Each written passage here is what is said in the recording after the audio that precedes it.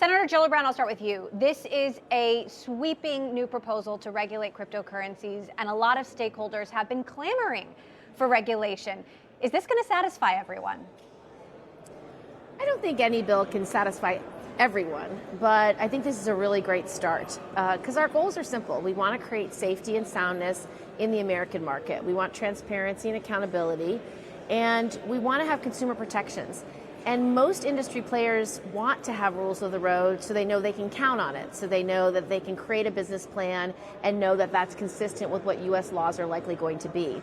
And so what Senator Lummis and I worked on is a comprehensive framework to give guidance about which digital assets will be regulated through the CFTC, which will be regulated through the SEC, giving IRS jurisdiction over all, making sure we have rules for stable coins and OCC. So we're doing the work that it takes to create that stability and create the essential transparency that this industry wants and needs to thrive. Our goal is not to overregulate. Our goal is to have exactly the right amount of oversight so that the industry can actually thrive, grow, and continue to innovate in the United States.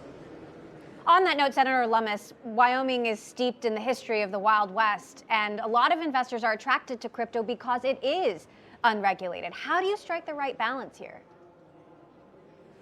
Well, we have decided to use the existing regulatory structure for traditional assets and lay the structure for digital assets on top of it.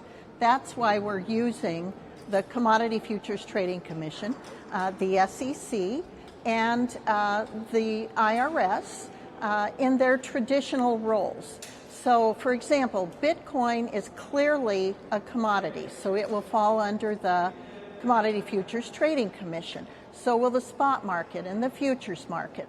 And Ethereum is almost certainly a commodity. And there are a few others that will almost certainly be commodities. They will fall under the CFTC. Then, something that meets the Howey test, which is a court-based test for what constitutes a security, will put those cryptocurrencies under the SEC. And the SEC has a strong history of being good at disclosures and consumer protection. So we believe we've found the right balance between these two agencies. The vast majority of these, in terms of market share, will be under the Commodity Futures Trading Commission. But the largest number of cryptocurrencies will probably fall under the SEC. And yet there's no real broad agreement on whether cryptocurrencies are commodities or securities. Senator Gillibrand, I'm so curious, which do you think are commodities? Which do you think are securities? So I think Senator Lummis just answered that question perfectly. And the way we have structured this oversight is by purpose. What is the purpose of your digital asset? Do you meet the Howey test? Are you like a company that's offering a stock to raise money for your company to fund your company? If that's what you're doing with your digital asset, you are therefore a security. And so is there an issuer? Is the issuer giving you something of value? Is it something that's based on the managerial expertise of the issuer? Those are all characteristics of securities. And so it depends. It's not the name cryptocurrency that decides where you go. It's the purpose of the digital asset that you are offering to the public for sale that's going to affect who's your regulator. Let me give you an example. In Oakland, California, they are using a digital asset. They're using a token to organize a community, democratize the community, offer social services, offer opportunities, access to different kinds of housing through the blockchain by issuing a token. They're not a security. They're not a commodity.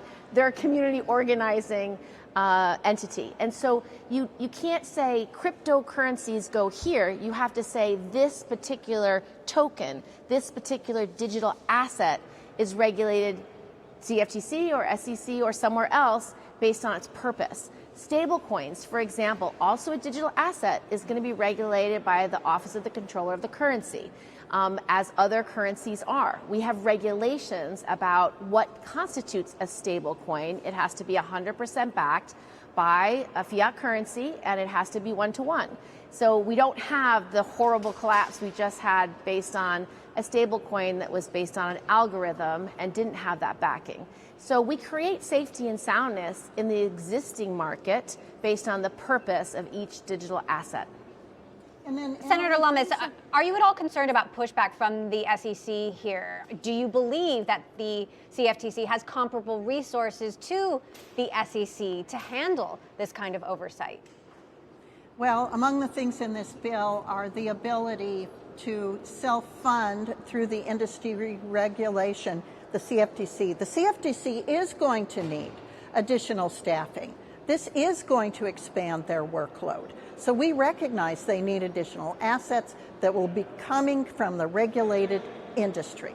And one more thing I want to add, Emily, is Senator Gillibrand had a really good idea that grows from the point she made about how some of these assets don't fit neatly into any category. And that's going to happen more in the future because the innovation that we're likely to see in this space transcends our ability to guess how to regulate it. So Senator Gillibrand had the idea to create a committee to evaluate new innovative technologies that don't fit neatly anywhere, but that may need regulation in the future, and they will advise on those matters. Now, let's talk about the commitments you have. Senator Sherrod Brown, who leads the Banking Committee, he's already said he's unlikely to support it. Senator Gillibrand, what kind of commitments have you gotten from other lawmakers and committee chairs? And can you get it through without some of these committees supporting? We are going to work with the existing committees. And for example, our teams have worked extensively with Senator Wyden's staff on the IRS provisions in this bill. We've worked with the Banking Committee staff. We've worked with the Agriculture Committee staff. We've worked with the Intelligence Committee staff. So we are fully cognizant that to turn this bill into a law, it's going to go through 4 committees of jurisdiction. And hopefully those committees will take up our bill, will mark it up, improve it, build more consensus. But this is day one of this long process. You have to introduce a bill first so people can comment on it, get to know it, understand it, and then offer suggestions and changes. You have to go through committees of jurisdiction. And that's what we'd like to do between now and the end of the year. Our goal is to have this legislation get a thorough review by experts in each of the committees. We've also made sure the draft legislation went to the CFTC and the SEC. We've worked with SEC staff and CFTC every step of the way. And I, for example, talked to Chairman Gensler yesterday. I think Cynthia talked to him a couple days ago.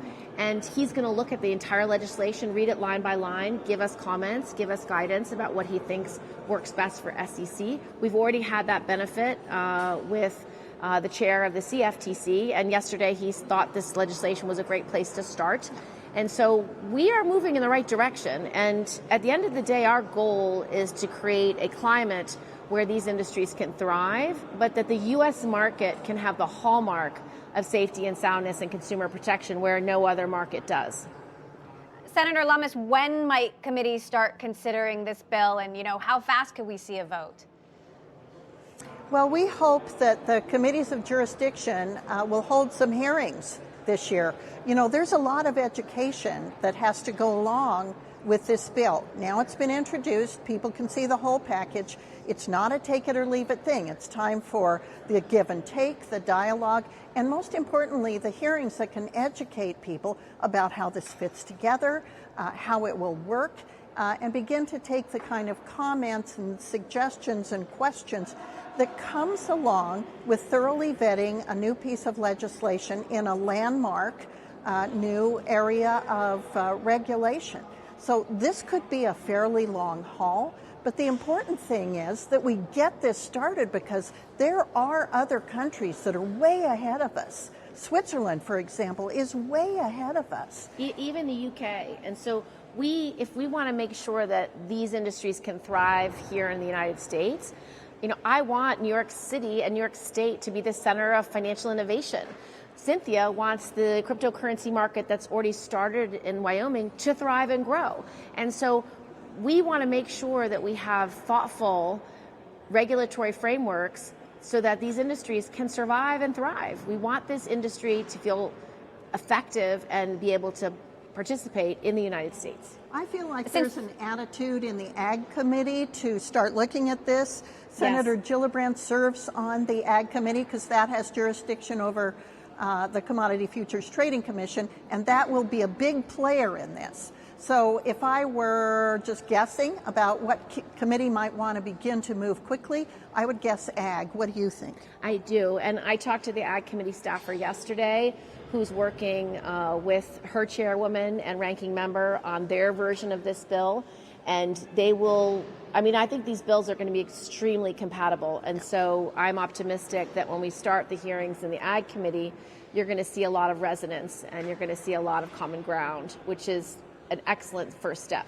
I also think Senator Wyden is very prepared to start legislating because he's been working with Senator Lummis over the last 6 months on the language for the IRS oversight. So what we've put in the bill here is based on all the work that Senator Lummis and Senator Wyden have already done in that space.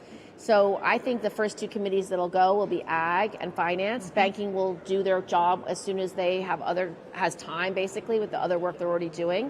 And then Intelligence will take this up, I think, in a very timely way because we're doing the backside of cybersecurity.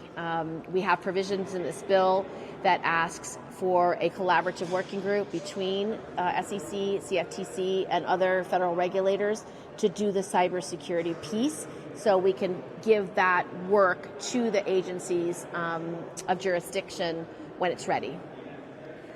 Senator Lummis, lawmakers, of course, are only one part of the equation. How forthcoming and cooperative has the crypto industry itself been? They said they want regulation, but often you wonder, do they really want regulation, and what kind of regulation?